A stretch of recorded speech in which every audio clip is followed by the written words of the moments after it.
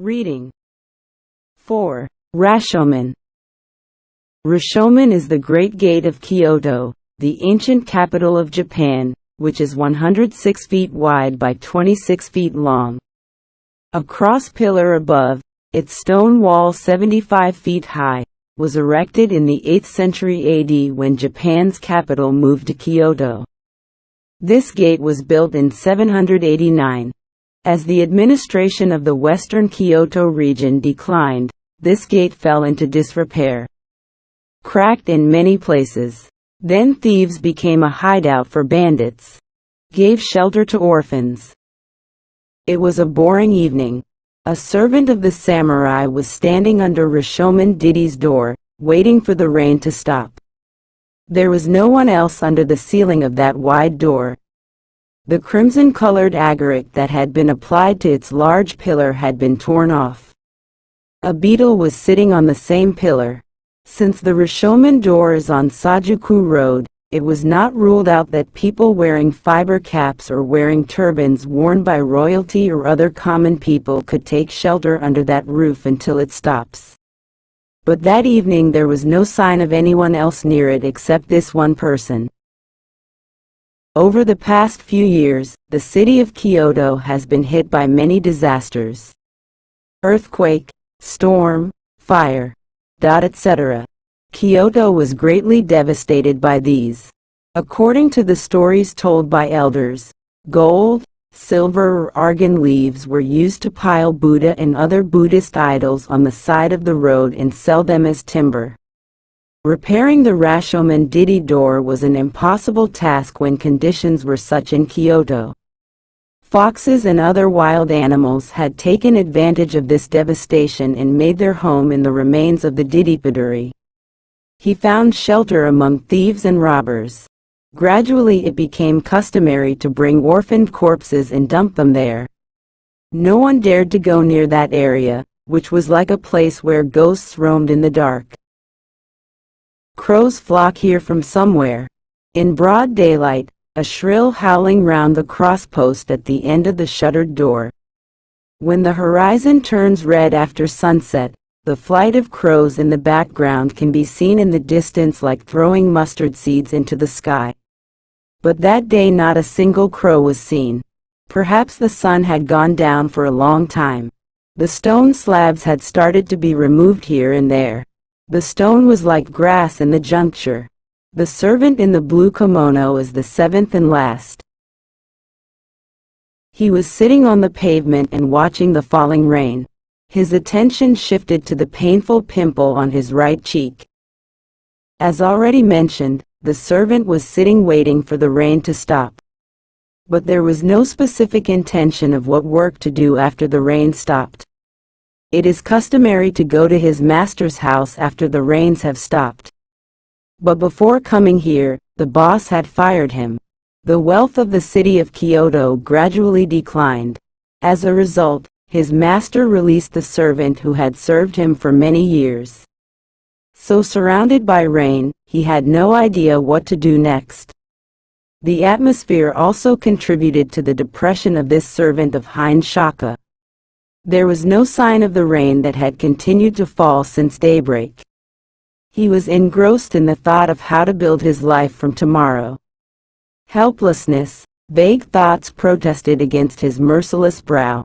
Without a destination, he was listening to the pattering sound of raindrops on Suzaku Road.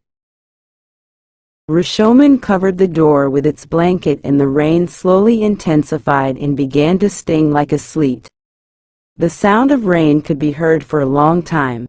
He looked up. At the end of the tiles that protruded from the ceiling of the door, Didi saw a puff of cloud descend by itself. He didn't have much choice now. Because of his helpless situation, he had to take the path of justice or the path of injustice. If he took the honest path, he was sure to starve to death there on the side of that wall or in the gutter of Suzaku Road. His cloak was dragged like the cloak of a stray dog and thrown at the same place. If he decided to steal, his mind repeatedly decided on this detour. Finally he decided to become a thief.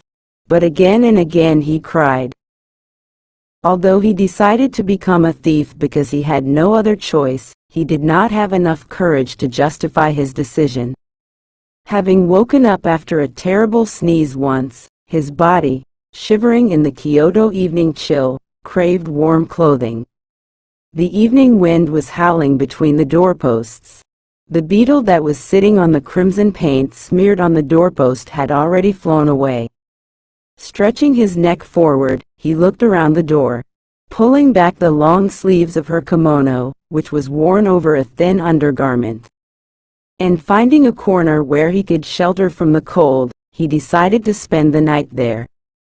Diddy saw a wide row of steps leading to the tower above the door.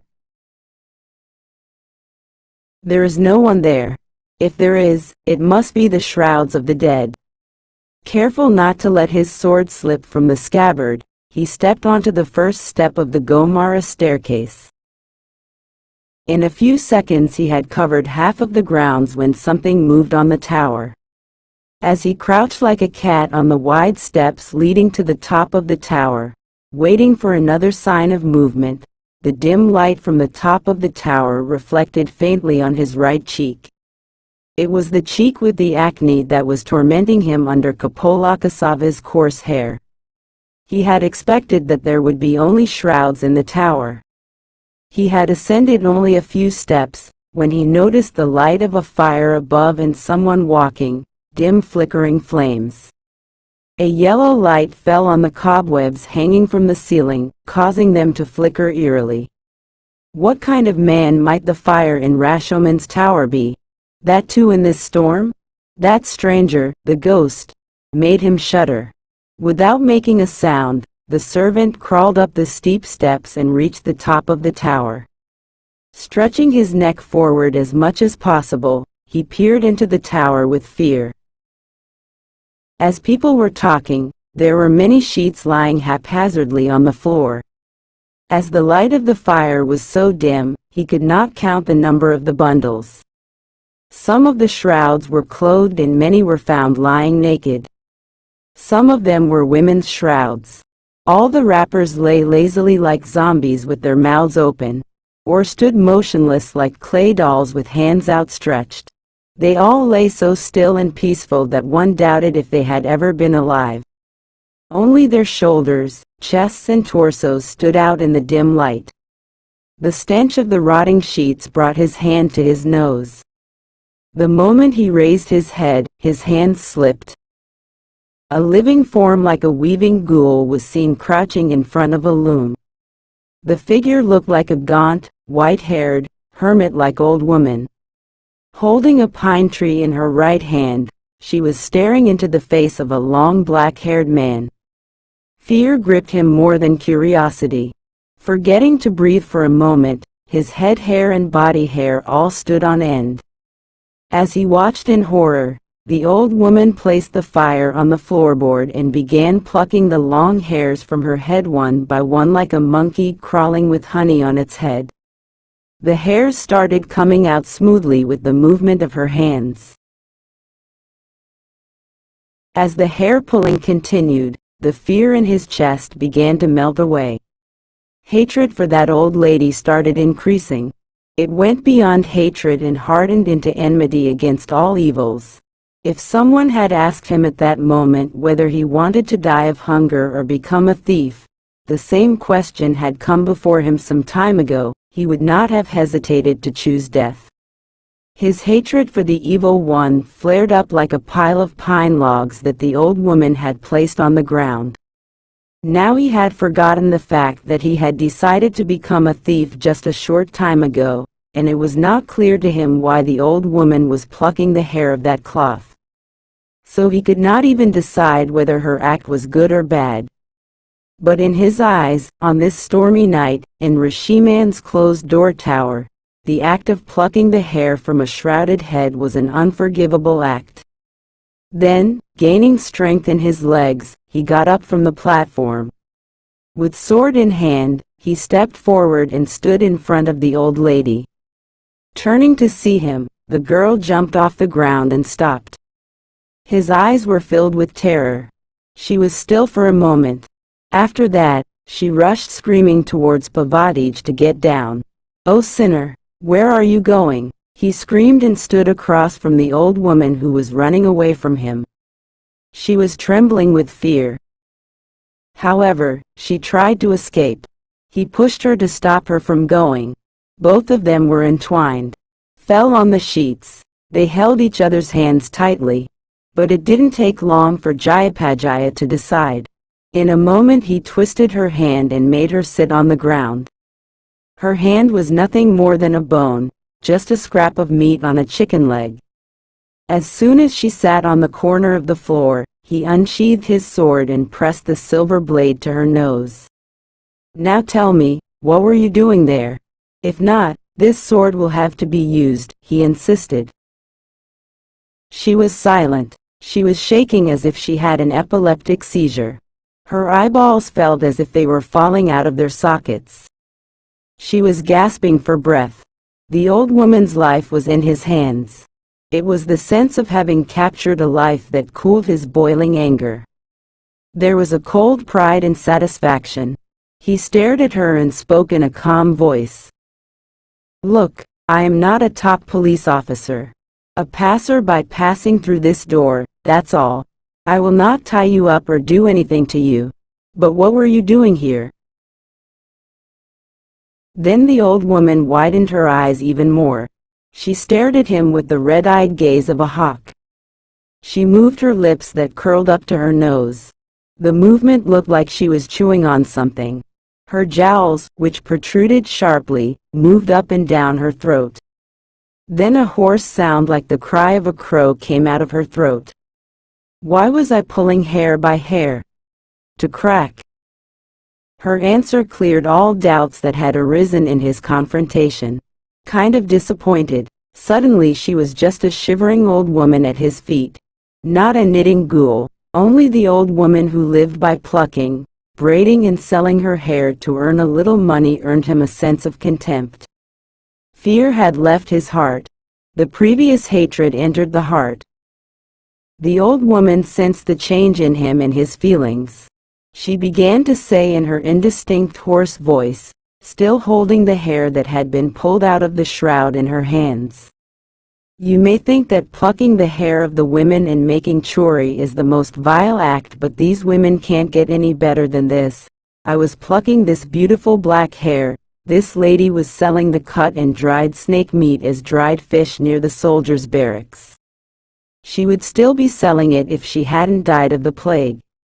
Soldiers used to buy from her." Again he said that the meat was very tasty. What she was doing was not wrong. Because if she didn't, she would have starved to death. There was no other way. If she had known that I do this for a living, she wouldn't have bothered. He sheathed the sword. Holding the handle in his left hand, he listened attentively to her words. His right hand caressed the pimple on his right cheek.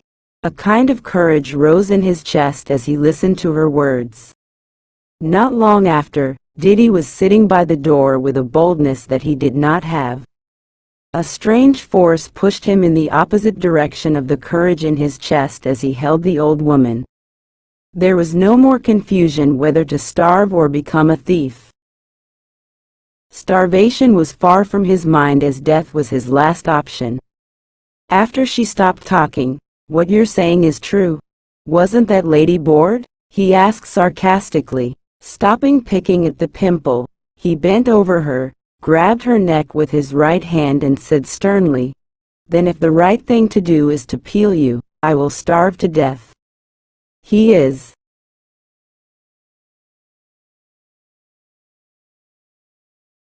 He tore the dress from her body. She was struggling to hold his legs and kicked him so that he fell on the sheets. With the yellow clothes taken from her tucked under his armpits, he descended the steep slopes like lightning and melted into the dark cavity. A thunderous sound as he descended echoed through the hollow tower and then fell silent. After some time the old woman got up from between the sheets. Groaning, grunting, she crept closer to Pavadij in the flickering light. Through her white hair that fell on her face, she stared at the last sliver that was visible in the light. Beyond that was pitch darkness.